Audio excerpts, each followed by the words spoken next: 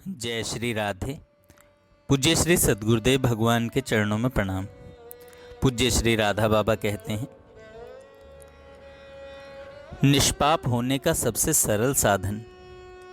पूज्य बाबा ने कहा, संतों से सुना है, दूसरा क्या करता है इस ओर मत देखो, तुमसे कितने पाप होते हैं यह देखो। निष्पाप होने का यह सरल साधन है।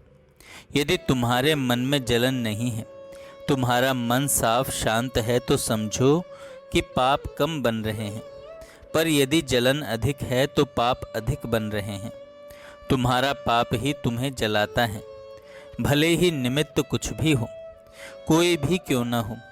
यदि तुम भगवान को याद करोगे, अपने पापों के लिए पश्चाताप करोगे, तो संचित पाप की ढेरी जलने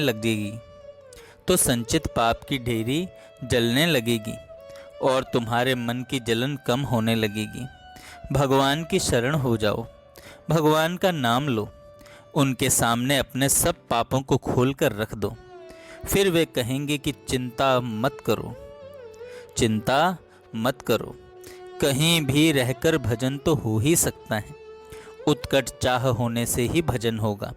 यह ठीक है कि संग भजन में बहुत बड़ा सहायक होता है, पर वह तो अपने हाथ की बात नहीं है। कड़ा नियम लेने से कुछ न कुछ भजन बनेगा ही।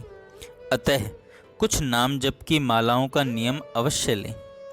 आप प्रभु से प्रार्थना करते हैं, हे नाथ, अशुद्ध वातावरण से निकालकर भगवान के चिंतन में वातावरण में रखो। परंतु विशुद्ध एवं सच्ची प्रार्थना न होने के कारण प्रभु की ओर से जवाब नहीं मिलता। आपका यह मानना ठीक है, पर जिस किसी भी प्रकार से प्रभु से जुड़े रहने का मंगलमय फल आगे चलकर अवश्य प्राप्त होता है। अतः इस प्रकार के बहाने से भी प्रतिदिन प्रभु से कुछ समय यदि जुड़े रहेंगे तो बड़ा लाभ होगा। उनकी कृपा झूठी प्रार्थना को भी निमित्त मानकर प्रार्थना करने वाले को ऊपर खींच लेती है। अतः प्रार्थना करते चले जाएं। बस भगवान की कृपा पर विश्वास कीजिए और उन्हें रो रो कर पुकारिए। किसी न किसी दिन वे सुनेंगे ही।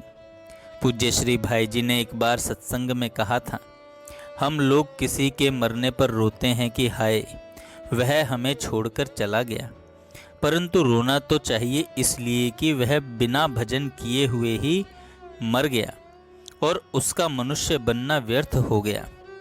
श्री भाई जी के ये वचन बड़े ही महत्वपूर्ण हैं। अतएव हमें ऐसी चेष्टा रखनी चाहिए कि अपने परिवार का अपना स्वजन आत्मीय कोई भी बिना भजन किए न मरने पाए।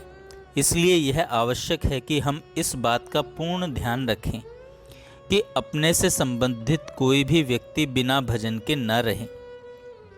परिवार में जो कोई भी हो अथवा जो कोई भी हमसे अपना संबंध मानते हों, उन सबको हम भगवान की ओर लगाने का प्रयास करें।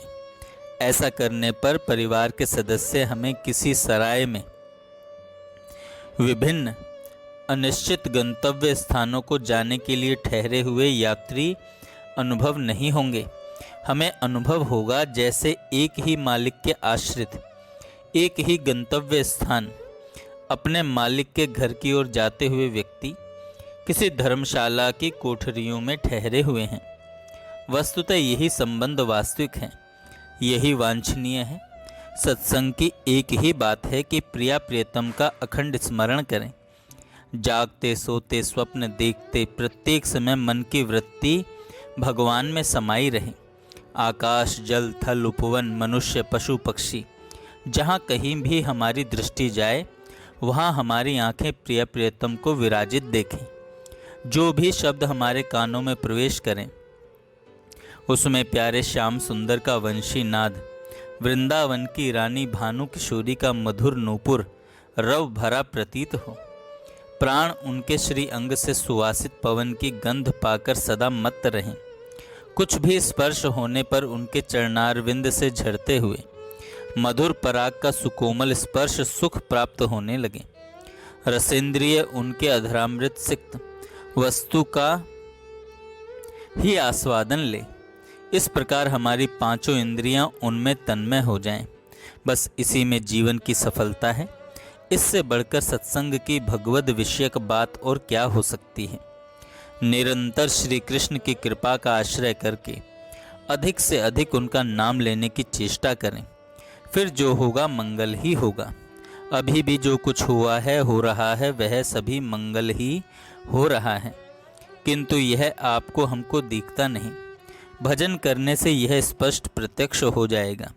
श्री कृष्ण का भरोसा रखिए, फिर कोई चिंता नहीं। वे बड़े दयालु हैं, वे बड़े दयालु हैं।